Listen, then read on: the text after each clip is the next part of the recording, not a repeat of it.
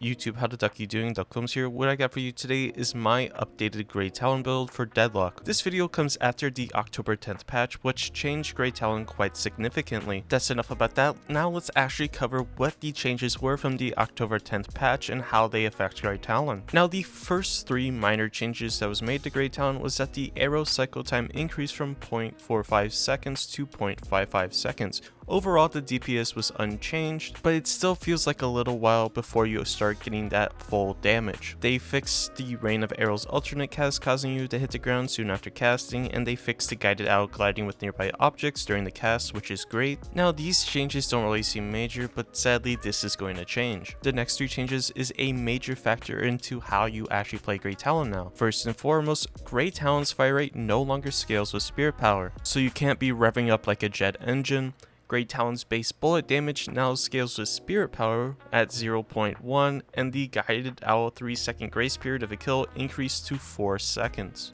First and foremost, the fire rate no longer scaling with spirit power is sad because you can no longer make crazy builds where you have a ton of fire speed, which in turn makes your damage output a little less. And the bullet base damage now scales with spirit power, which is a little interesting, but nothing crazy. The 3-second grace period of a kill increased to 4 is also fine. It's not too terrible of a nerf, but it's still something you should consider.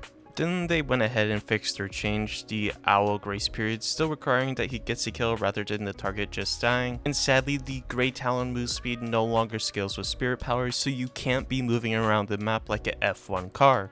But by changing this, they increased his base stamina from 3 to 4, which is nice in the early stages of the laning phase to help you try to survive a little bit longer. But the move speed no longer scaling with spirit power is a little sad to me because I loved moving around the map super fast, but I get that people or players that were playing against the talent did not enjoy this because they couldn't really catch him.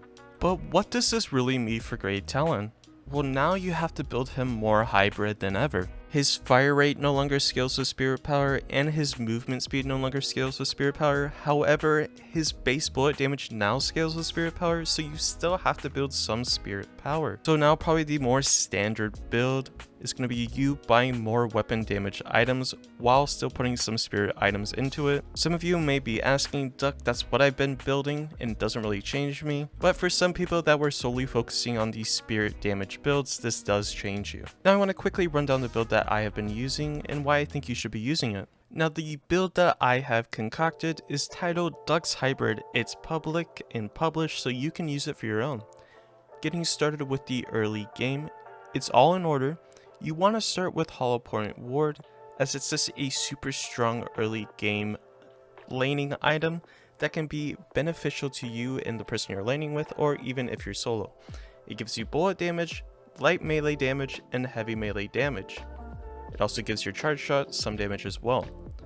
Following that, you're going to be buying extra charge. Extra charge is always standard, as it gives you a secondary charge shot. As you can see, you buy it, boom, 2 charge shots. Then extra spirit, it's always nice. Spirit power, health regen, and bonus health. Extra stamina is a no-brainer. Then for survivability, just like my other builds, you have healing right, enduring spirit, and sprint boots. Following that, once you get to 1250, you don't need it, but I encourage you to buy these items. You have Mystic Shot, where your next bullet deals bonus spirit damage, so you just get some more damage output.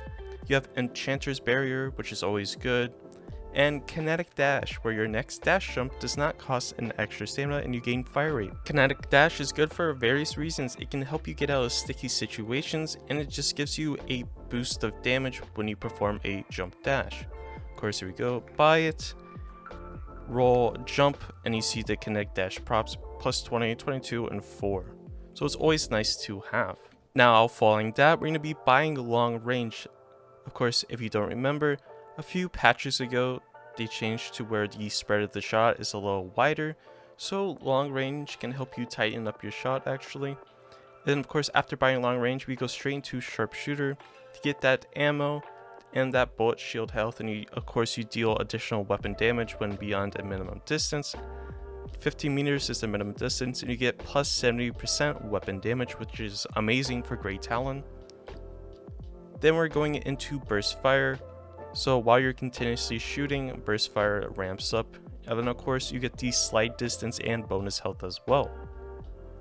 Now, Bullet Resist Shredder is really good because Grey Talon, he's not doing that much weapon damage because of the change with the spirit power. So when you buy this, it just allows you to do more damage because they get the debuff, and you just do a lot more damage now.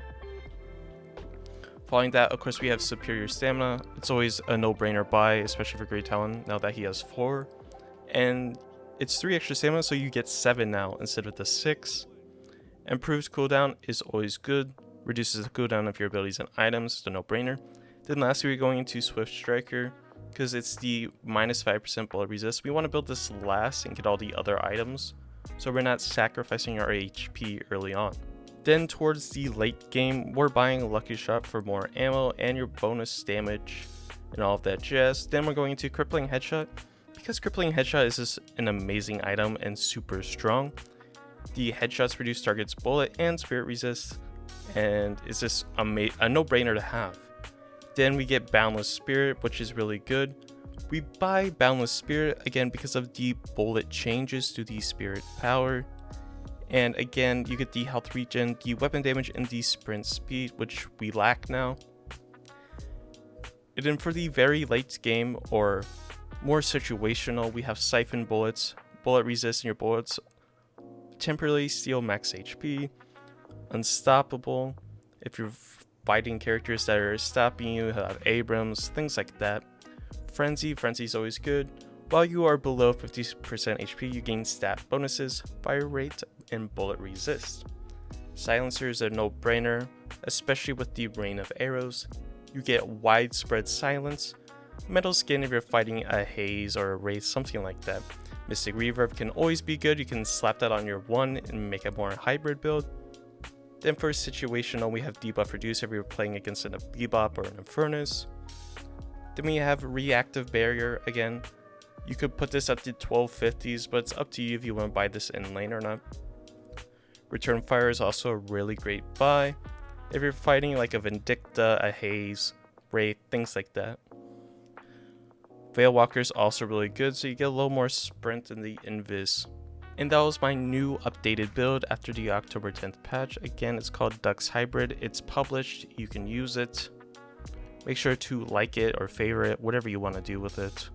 Change it, add to it, you know, all that jazz. And like always, let me know what you think about the build, and or let me know what you think about the October 10th patch for Grey Talon. And like always, if you're new here or find yourself coming back on the regular and you aren't already subscribed, why not? You're coming back anyways, and it greatly helps me out as we are pushing for the goal of 10,000 subscribers. Like the video if you liked it. I hope you have a great day, and I'll catch you in the next one.